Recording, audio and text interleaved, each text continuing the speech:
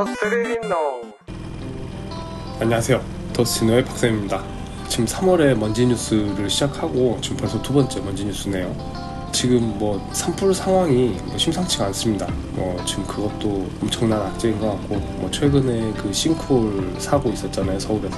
좀 안타까운 사고인데, 사고 영상을 보게 되면은 이제 반사적으로 이제 저도 라이더다 보니까 그 사고 상황을 저한테 대입해서 복귀해보게 되거든요.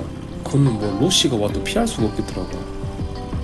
사고 내용도 안타깝고 어떻게 좀 결론도 안타깝고, 아무튼 그래서 조금 무거운 마음입니다. 안 좋은 소식들이 많은데 빨리 좀 그런 것들이 좀 정리가 잘 돼가지고 앞으로는 좀 좋은 소식들이 많았으면, 이제 그런 말씀 전하면서 오늘 영상 시작해보도록 하겠습니다. 오늘 소식은 이번 오사카 모터쇼에서 발표한 혼다 CB1000F 이야기입니다. 이 바이크를 이야기하기 전에 그 오사카 모터쇼랑 도쿄 모터쇼의 차이를 좀 알면 좋거든요. 이게 규모는 도쿄 모터쇼가 훨씬 큽니다. 도쿄 모터쇼가 국제적인 규모의 행사라면 오사카 모터쇼는 조금 더 로컬 중심의 행사입니다. 그래서 딜러나 현업 종사자들은 도쿄 모터쇼의 참여 비중이 좀 높고, 오사카 모터쇼는 확실히 사용자 중심, 그러니까 라이더나 가족 단위의 관람객들이 많은 게 특징이에요. 그래서 오사카 모터쇼는 실현 가능성이 없는 컨셉 모델 같은 것보다는 양산 직전에 프로토타입을 공개하는데, 이 프로토타입이라는 게 대부분 그 출시 직전에 큰 틀은 완성이 된 상태거든요. 그래서 오사카 모터쇼에서는 프로토타입을 가지고 현장에서 얻어지는 그 실제 소비자들의 반응을 좀 살피면서 이 바이크가 출시하면 흥행이 되겠다 안 되겠다 좀 이런 거 있잖아요. 그리고 또 그 현장에서 얻어진 피드백들로 바이크의 큰 틀이 바뀌는 건 아니고 디테일을 조금 만져가지고 완성도를 끌어올린 다음에 프로토타입이 양산으로 이어지는 그런 사례들이 꽤 많습니다. 2015년도에 야마하 XSR 900이 공개가 됐었고, 그리고 1년 뒤에 양산이 됐죠. 그리고 2017년도에 가와사키 Z900RS가 공개가 되고 또 1년 뒤에 양산됐고요. 그리고 또 2018년도 바로 1년 뒤에 스즈키 카타나가 공개가 됐습니다. 그리고 이것도 역시 1년 뒤에 양산이 됩니다. CB1000F도 보면은 이게 컨셉 바이크 특유의 허구적인 요소 있잖아요. 그런 SF적인 요소가 없고 이게 상당히 현실적인 구성으로 이루어져 있거든요. 지금 바로 출시되더라도 전혀 어색하지 않은 모습입니다. 그래서 이 CB1000F도 내년에 출시될 가능성이 굉장히 높아 보여요.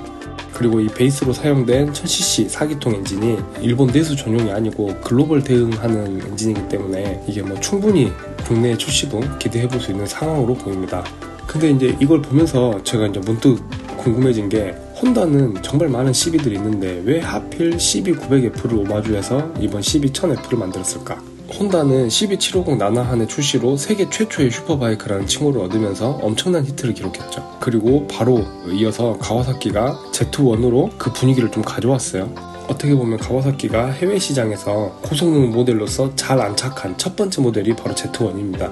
그래서 그 메가 히트를 기록한 그 Z1의 이미지를 가져와서 현재 그 Z900RS로 출시를 했죠. 이 Z900RS가 일본에서 출시 이후 한 번도 1위를 뺏기지 않고 1년에 5,000대 이상씩 팔아먹고 있어요. 확실히 이거는 아직까지도 그 오리지널 모델이 굉장히 인기가 높고 중고 가격 자체가 굉장히 높아요. 그러다 보니까 관리가 안 된 것들이 거의 없습니다. 이게 이제 그 Z1이라는 바이크가 본인들의 추억 속에 있는 사람들, 본인의 드림바이크였던 사람들이 많을 거예요. 그 사람들이 좀 나이를 먹고 경제력을 갖추고 지금 그 Z1이나 Z2가 아무리 관리 잘 된 게 있다 하더라도 사실 현실성이 되게 낮잖아요.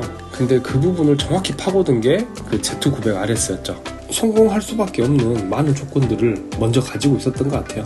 근데 예전에 그 Z1이 현역일 때도 그랬지만 혼다는 이런 상황을 두고 보지 않습니다. 참지 않아요. 그때 당시에 Z1에 맞서기 위해 출시했던 게 CB900F였고, 지금 이번에 그 Z900RS에 맞서기 위해 출시한 게 그 CB900F를 계승한 1000F인 거는 절대 우연이 아닌 것 같아요. 우리가 일본에서 살아보지 않았어도 일본 사회가 보수적이라는 거는 누구나 다 알고 있잖아요. 그래서 이제 디자인 쪽으로도 이 레트로라는 게 너무 미래적이거나 급진적이면 싫어합니다. CB1000R도 굉장히 잘된 레트로 디자인이거든요. 근데 인기가 없죠. 이것도 너무 디자인이 미래적이어서 그래요. 그래서 만약에 뭔가를 오마주 할 거라면 재해석을 너무 많이 해서 그 원작의 색깔이 너무 연한 것보다 얼마나 과거의 모델이 잘 느껴지게 고증을 잘 해놨는가, 이게 굉장히 중요합니다. 이런 부분을 잘 했기 때문에 Z900RS가 출시하고 지금 7년째 대형 1위를 달리고 있다고 생각해요. 이게 어느 정도로 인기가 많았냐면 코로나 때 그 업자들 경매하는 사이트 있거든요, 일본에서. 근데 이게 그때 물량이 좀 딸렸어요. 약 10만엔 정도, 그러니까 우리나라 돈으로 한 100만원 정도 이게 피가 붙어서 거래가 됐을 정도로. 그러니까 업자 대 개인이 아니고 업자 대 업자끼리도 그 정도로 인기가 많았었고, 이게 일본 바이크 용품점 가면 그냥 코너 하나가 Z900RS 파츠들로 꾸려져 있습니다. 뭐 아라이 VZ램, 뭐 쇼웨이 글램스터, 뭐 이런 헬멧들도 사실 그 Z900RS의 인기에 좀 편승해서 잘 팔린 그런 헬멧들이죠. 이게 보면 최근 출시한 야마하의 그 XSR 900 GP 있잖아요. 이것도 보면은 XSR 900 그 베이스 모델보다 훨씬 예전 모델에 대한 고증이 잘 느껴지거든요. 이런 것도 뭐 그 Z900RS의 성공에 영향을 받은 케이스죠. 그럼 이 성공 방정식에 대해서 야마하만 뭐 촉이 왔을까요? 뭐 아니죠. 혼다도 촉이 왔겠죠. 예전에 그 2010년도에 일본에서 데뷔한 CB1100이 CB750을 계승했다고 하면서 출시를 했었습니다. 물론 본질은 맞아요. 공랭 4기통, 대배기량, 그리고 뭐 두 가닥 리어 서스펜션 같이 확실히 그 계승하려고 하는 노력이 보였죠. 저도 CB1100 엄청 좋아합니다. 2년 정도 CB1100RS를 가지고 있었고 타면서도 굉장히 만족했던 그런 바이크였어요. 하지만 이게 외관에서 느껴지는 그 과거 모델과의 싱크로는 굉장히 아쉬웠거든요. 뭐 이게 저만 아쉬웠던 게 아니었는지 그 애프터파츠 브랜드에서 CB1100을 나나한으로 외형을 만드는 키트를 출시했었죠. 이게 바이크 가격이 생각보다 그렇게 비싼 바이크는 아니거든요, CB1100이. 근데 이 파츠 가격은 엄청 비쌌어요. 그래도 꽤나 인기가 많았습니다. 이게 지금 그 영상을 한번 봐보시면은 순정보다 이게 훨씬 이뻐요. 근데 이걸 반대로 그 Z900RS 한번 봐보시면은 이거는 공랭도 아니고 뭐 리어 서스펜션도 뭐 완전히 현대적인 모노쇼크이죠. 근데 훨씬 인기가 많단 말이에요. 왜냐면은 이게 그 룩에서 Z1이나 Z2랑 훨씬 싱크로율이 높아요.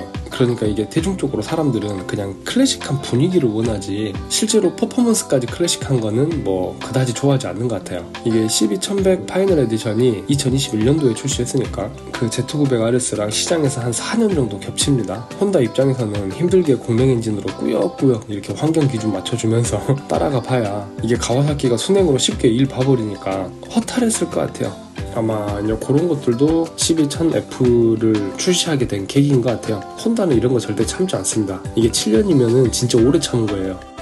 이게 CB1100과 나나한의 외관적 유사성 이런 거에 비해서 CB900F와 CB1000F의 그 유사성이 훨씬 높잖아요. 이게 왜 이렇게 싱크로가 높은지 지금까지 이야기 들어보니까 감이 확 오시죠? 이게 올해 CB1300 파이널 에디션을 출시했어요. 그리고 뭐 CB1000R은 생각보다 잘 안 팔리고, 근데 Z900RS는 홀홀 날아다니고 있고, 아마 이런 여러 이유들이 모여가지고 CB1000F를 출시하게 된 그런 배경인 것 같은데, 전 이게 출시되면 상당히 인기가 많을 거라고 생각합니다. 이게 혼다 CB1300이 올해 파이널 에디션을 발표했다고 했잖아요. 이게 이미 그 라이벌들인 뭐 가와사키의 ZRS 1200, 뭐 야마하 XJR 1300 이런 것들은 그 유로4 대응해서 포기하면서 2016년쯤에 다 그냥 날아갑니다. 그래도 혼다는 이 오버리턴 A키드를 계속 출시를 해줬어요. 이게 우리나라 경찰은 그 할리나 BMW를 타지만 일본 경찰은 그 고속용으로 이 CB1300을 타거든요. 우리가 아는 혼다의 플래그십은 골드윙이지만 일본 라이더들에게 뭔가 그 혼다의 정점은 CB1300이라고 여기는 사람들이 굉장히 많아요. 이렇게 브랜드 내에서 무게감이 굉장히 큰 바이크가 은퇴를 선언한 상황이라 뭐 혼다도 아무거나 준비할 수는 없고, 뭐 저는 상당히 CB1000F가 적절한 바이크를 잘 기획했다 이렇게 생각이 되더라고요. 뭐 여러분이 봤을 때도 인기가 많을 것 같죠? 이게 근데 외관에서 봤을 때 하나 좀 아쉬운 게 계기판이 너무 그 기존의 혼다 다른 바이크들에서 사용한 사각형 TFT 계기판이 들어있더라고요. 좀 그런 클래식 모드의 바이크들 보면은 디지털 계기판을 쓰고 싶을 때 그 원형 TFT 계기판 쓰는 경우가 많거든요. 저는 그래서 혼다도 좀 그런 거 사용해가지고 12 시리즈 특유의 포탄형 2연장 계기판이 있거든요. 좀 그런 디테일을 살려줬으면 어땠을까, 좀 그런 아쉬움은 있는데 뭐 이거는 출시만 해줘도 땡큐다. 이렇게 오늘은 매우 출시 가능성이 높게 보이는 혼다의 CB1000F 이야기를 해봤습니다. 혼다의 그 4기통 CB는 항상 인기가 많았거든요. 굉장히 팬들이 많기 때문에 좀 그분들에게 반가운 소식이지 않을까, 그래서 이렇게 발빠르게 한번 전해봤습니다. 항상 안전하고 즐겁게 바이크 라이프 이어가시길 응원하겠습니다. 오늘 영상도 시청해주셔서 감사합니다. 지금까지 더스노의 박쌤이었습니다. 부릉부릉. 목표를 향해 빠르게 달려가. 더스티노 이 길 멈추지 않아. 부릉부릉.